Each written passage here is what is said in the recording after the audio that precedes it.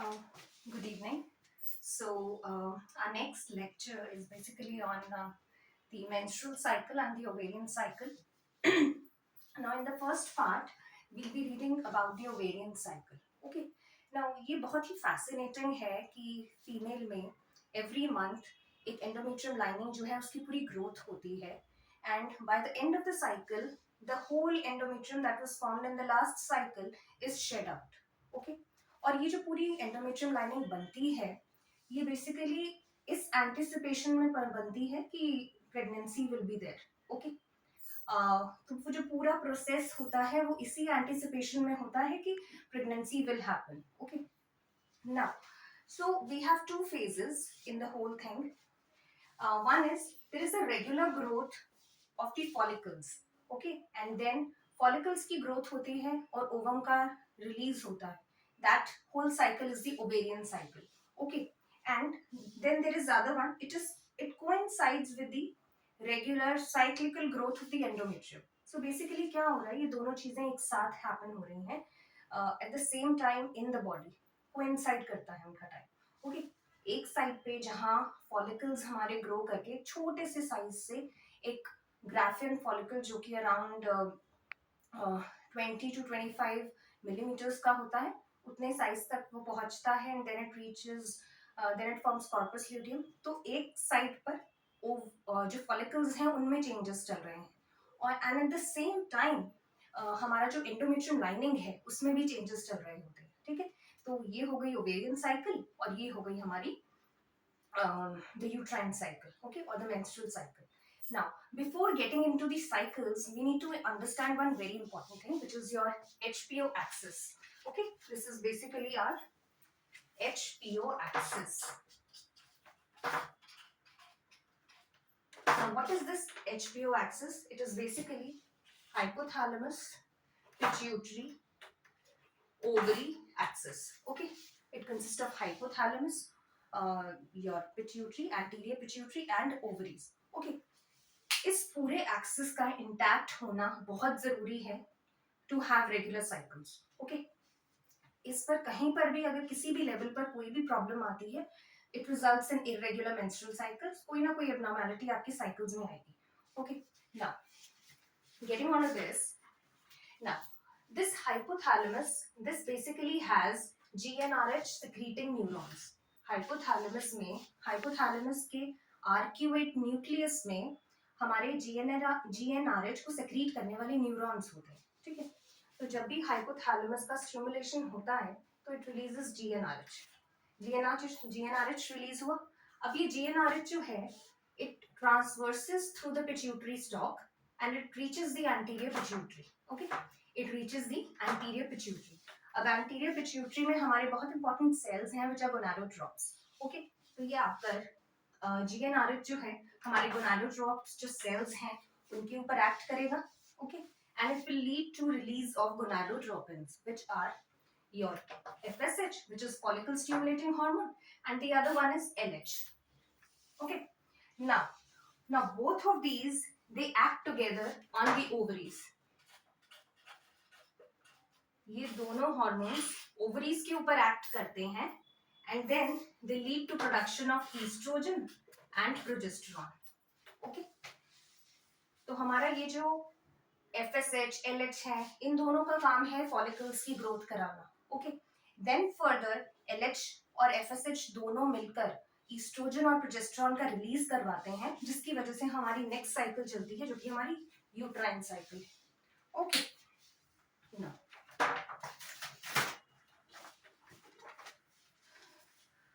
पर ये जो हमारे हॉर्मोन्स हैं like estrogen and progesterone, these are basically steroids. So where are they basically synthesized? ये synthesize होते कहाँ पर हैं? Let's see that.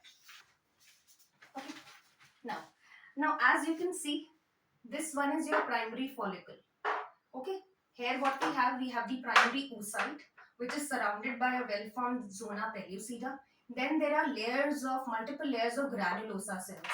Okay. There are multiple layers of granulosa cells, and then outside there is a thin layer of theca cells. Okay. ये thin layer है theca cells की.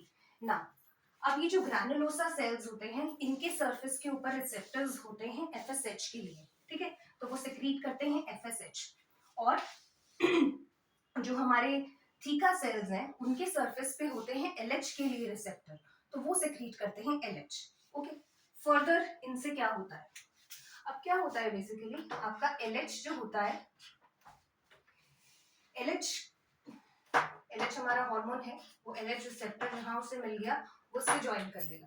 Now what is this LH does, LH करता क्या है, LH basically क्या करता है, हमारे बॉडी में जो भी एलडीएल कोलेस्ट्रॉल होता है, ठीक है, उसको कन्वर्ट करवा देता है इनटू एंड्रोजन्स, ठीक है। इसलिए हम कहते हैं कि एलएच जो है that is responsible for secretion of androgens, alright. और ये ऐसा क्यों हो पाता है, ये कन्वर्जन जो है ये पॉसिबल तभी है जब एलएच एलएच रिसेप्टर से मिल जाएगा। ओके, तो basically LH luteinizing hormone is responsible for production of androgens. Okay, now what happens is, now these androgens in turn, what they do is, now this is your androgens.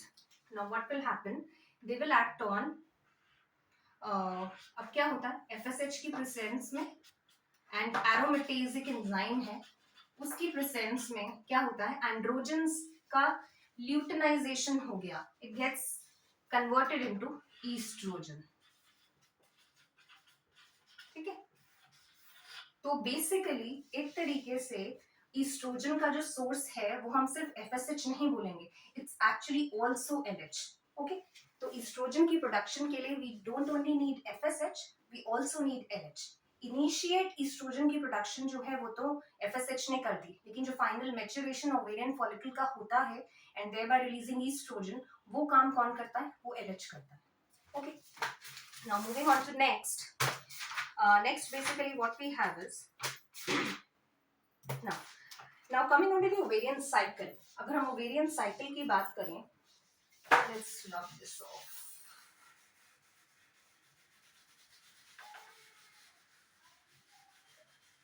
Okay, now as you can see, this is the cut section of the ovary and there are various stages of the follicles that are going on inside the ovaries. Okay, now first of all we have the primordial follicle.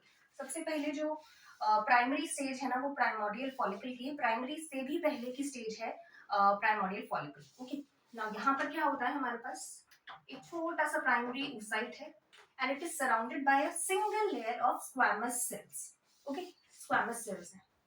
Okay, अब ये और आगे बढ़ते हैं तो आगे जाकर क्या होता है कि प्राइमरी oocyte है, gets surrounded by these squamous cells, gets converted into cuboidal cells. Okay, ये क्यूबॉइडल सेल्स बन जाते हैं and at this stage they are called as primary follicle. तो अब हम प्राइमोडियल फॉलिकल से हम पहुंच गए प्राइमरी फॉलिकल पे। अब जो प्राइमरी फॉलिकल है उसका एक अर्ली स्टेज होता है और एक लेट स्टेज होता है। Now early stage is this where we have only a single layer of cuboidal cells. Okay, and in the late stage में क्या होता है कि there are multiple layers of granulosa cells. Fine, so that is the late stage of the primary follicle. Moving ahead, what we have is we have the secondary follicle. Now the basic difference between the primary and the secondary follicle is the appearance of this space, antrum.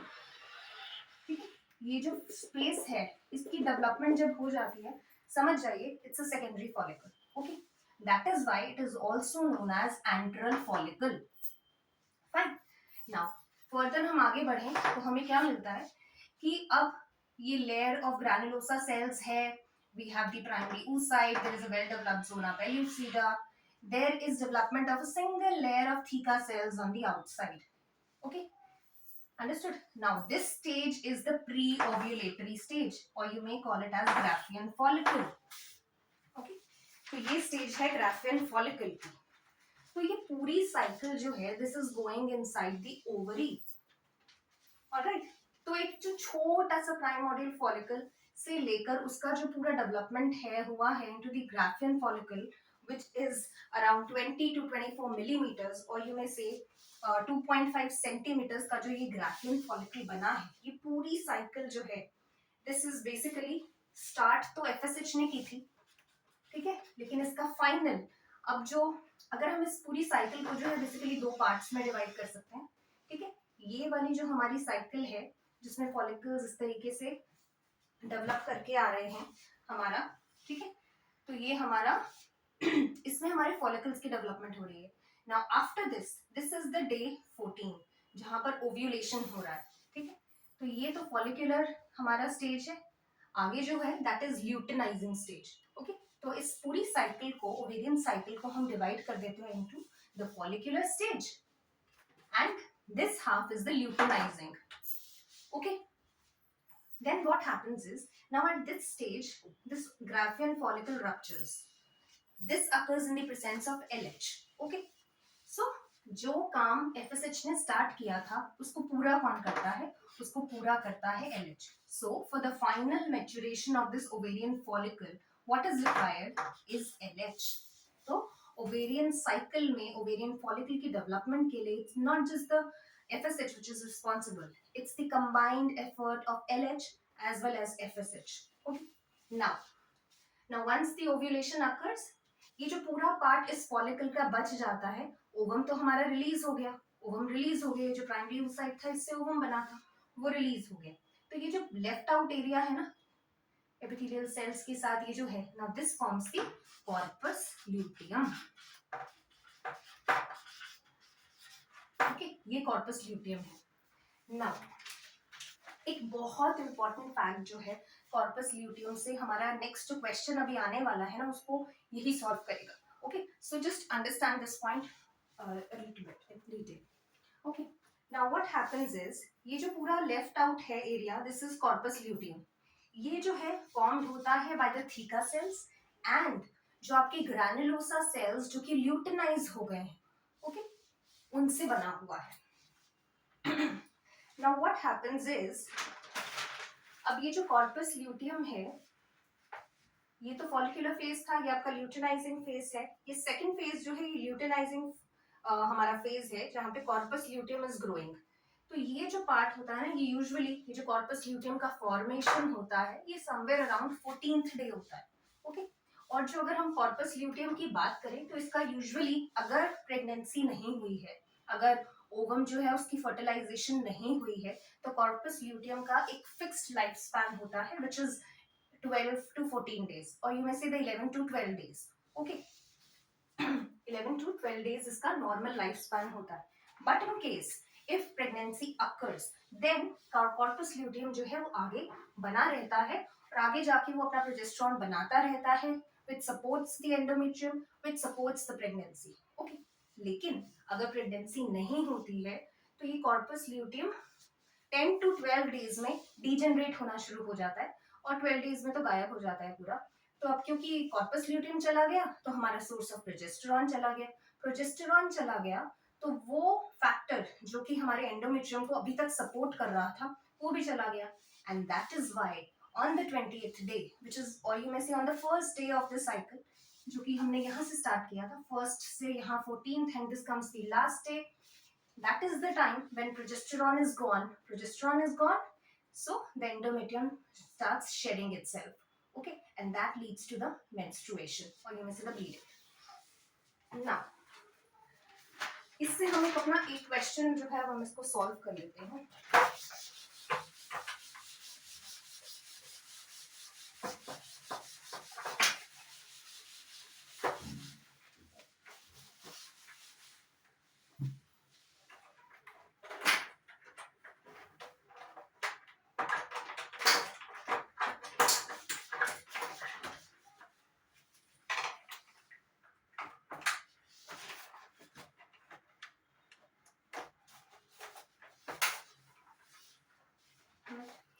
Sorry for the inconvenience, okay. Now इससे जो हम अपना एक question solve कर सकते हैं, that is in a 28 day cycle ovulation occurs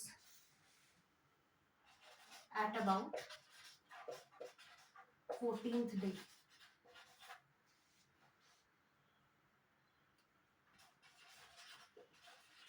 Prior to the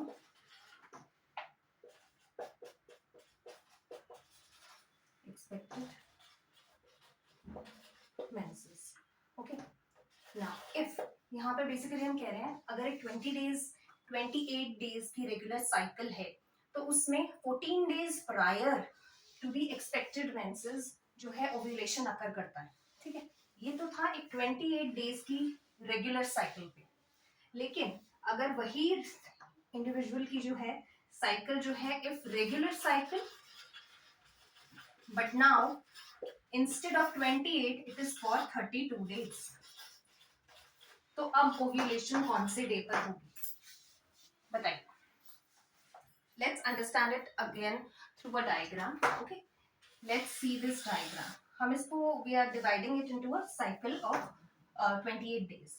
okay, हमारा normal cycle जो होता है उसमें क्या है कि this is the day 1 which is the these are the starting days 3 to 4 days जो कि हमारे menstruation के हैं. Then on the 14th day we have the ovulation. Okay, and then again the same cycle goes on. Now अगर cycle जो है उसकी length बढ़ जाती है, that is cycle की length अगर बढ़ जाएगी. Now remember again जिस पॉइंट को मैंने आपको याद करने के लिए कहा था, that was कि हमारा जो corpus luteum है उसका एक फिक्स्ड टाइम है कि अगर प्रेगनेंसी नहीं हुई है तो वो 10 to 12 डेज ही सरवाइव करेगा, उसके बाद वो चला जाएगा. अगर वो ही चला गया तो एंडोमेट्रियम भी शट ऑफ होनी शुरू हो जाएगी. तो इसका मतलब क्या हुआ कि साइकिल की लेंथ कितनी भी हो, यहां से जो है 14th डे पर prior to the expected menses 14th day पे ओव्यूलेशन हो जाएगी. इसका मतलब हमारा पूरी साइकिल ओवेरियन साइकिल में it's the luteinizing phase which is fixed. वो फिक्स्ड रहेगा. आपकी साइकिल में कुछ भी हो, आपका जो ल्यूटेनाइजिंग फेज होगा ना, luteinising phase that will remain fixed. क्यों फिक्स्ड होगा? वो फिक्स्ड इस वजह से होता है कि it depends on the duration of the corpus luteum. और अगर प्रेगनेंसी नहीं हुई है तो कॉर्पस ल्यूटियम का टाइम फिक्स्ड है कि वो 10 to 12 डेज में डिसइंटीग्रेट हो जाएगा. ओके, तो ये ल्यूटिनाइजिंग फेज तो फिक्स रहेगा हमारा. जो वैरी करेगा वो हमारा ये फॉलिक्यूलर फेज करेगा. ओके, तो अगर हमारे पास हमारी साइकिल जो है वो 32 डेज की है तो उसमें से माइनस कर दीजिए 14 डेज, तो हमारा क्या रह गया 18th डे. दैट इज जो अभी 14th डे पर होनी थी ovulation, that will happen on the 18th day. Okay, तो क्या वैरी हुआ यहाँ पर? It's the follicular phase which will vary, luteinizing phase will remain constant. Okay, I hope this lecture has helped you in one or the other way. If you find it useful, kindly subscribe to my channel and hit the like button and share it with the people who need it most. Thank you.